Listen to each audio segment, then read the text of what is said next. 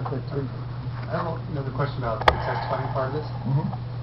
Two questions. One is, when we're preparing our remarks, would you like to see us limited to a certain number of minutes, our presentation? Generally, now, remember, this does not hold for questions. They can hold you there for questions as long as you want. Ideally, if you can stay below 3 minutes in your testimony, that's wonderful. In no way should you ever go beyond 5 minutes. Now, sometimes, I mean, you may have so much to really say that you really got to go towards 5 minutes. And I wouldn't be embarrassed about doing it. 5 minutes is not long. But there is no way you should ever go beyond 5. And you should really target 3. I mean, if you target 3, maybe you're going to go to 3.5. Okay. Keep trying to 3. Right, and so that's what, I mean, I focus, when I testify, I focus on saying, I just say less than 3 or less than 5. Okay. Now, I may intentionally say very little in my testimony, leaving open questions. So I may even seed a question so that they'll ask me the question. So that then I'm expounding on it, but I'm not taking up their time, they're taking up my time. And on written testimony, let's say we have prepared remarks, and whether we're directly reading them or not, should we always have 20 copies just in case they ask for them? It would be helpful, but they'll make copies of everything. Hey, only have 20 copies if you really want them to look at it while you're testifying. Oh, but it's just our own notes. You can always give them yours or one copy. You give one copy, and they'll copy it for the rest of the committee. Okay. So I've seen that a couple times where one of the legislators with the chair will ask for a copy of the... I think on the thing that the one I filled out the other day, it asked if I had written testimony. I didn't, so I didn't check it off. So I guess if you do that, they're going to expect you to hand something in. Yeah. I recently got dinged for not having enough copies of written testimony. The chairwoman said, "Oh, we don't have any budget for making copies." It is free. They hand it to the secretary, who is going to be there whether or not you have anything to copy, and they go up to the 4th floor and they copy it. I'd like to know more of the things we need to avoid as testators, and the things that will be poorly seen by the... Avoid reading. Avoid droning. Droning? Droning. Yeah. Do not, be engaging. Be engaging. Eye contact. I now do a lot of hand gestures. I mean, it just kind of breaks things up.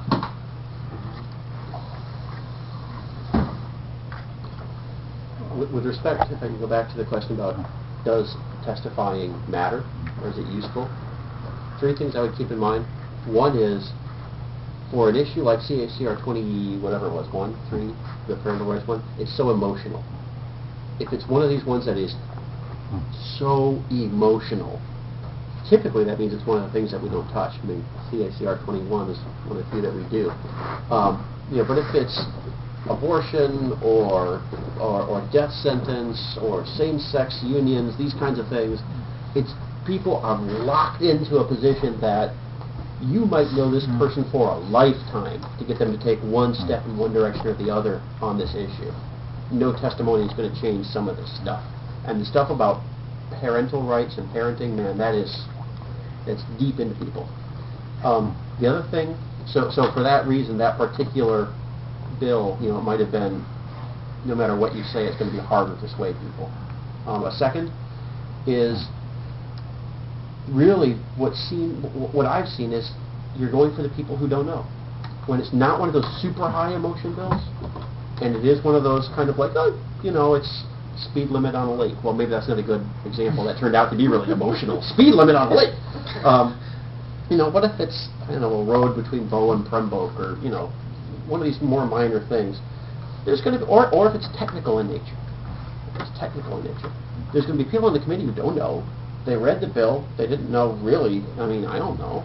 And that those are your prime targets. They could go out, it doesn't matter if they're Democrat, Republican, alien, Martian, they could go either way. Who's convincing, who sounds nice, looks respectable, well, can't go wrong agreeing with that guy. And then lastly, there is, and this is where the whole citizen lobby thing comes into play, a lot of times it may be the first time people have heard this message. I mean, so many of the things that, for example, Dan says in testimony, it's not like, you know, if you crack open this book that you swore to, and you read the part that you probably never read before right here, he doesn't put it like that, because that would not be useful to what he's trying to do. But, you know, pointing out a part in an article, that's education. Or similarly, you know, if we do any bit that involves, I like to bring up the gun in the room every time. You know, is this an important enough issue that when our neighbors disagree on this subject, they should be threatened physically? I don't try to put it like that, but pointing out, you know, what are laws, what laws are. Laws are not words on paper, they're not guides for good living. They are, if you don't do it this way, we authorize as a society for men to show up with guns on their hips to enforce compliance. Just getting the philosophy out. Mm-hmm. That's very true. Whenever you can make it emotional, it works. That case in point, before I was a rep, we had a bill on psychological abuse. I came up and testified as chairman of the Rockham County Christian Coalition, although I testified on representing myself. And all I can say is God gave me the right words. Because as I'm sitting there testifying, this is in the Senate, and I said, you know, this bill makes me feel like I've got a gun pointed at my head. That killed it! Senator Cohen, who is probably one of the most communist people of the state, And that's saying something. At that point, he was chairman of the committee and basically made the bill ITL. I mean, that was it. So, and 2 years ago, though I ultimately lost the battle, but it had to be lost behind closed doors. It got lost in the smoke-filled rooms, the committee of conference. It was the end-of-life bill. And I got the most egregious sections of it removed because I was able to bring my son Jared in. I mean, I have real on-the-ground personal experience with this. And I had the legislature in my hand. By making, you know, it wasn't hard to do because it is an issue very close and near to my heart. But when you can do that, unfortunately, we are not a society governed by logic and rationale anymore. And therefore, when you can find the method to make emotion play for your logic and ration, do it. Because this is emotional legislation.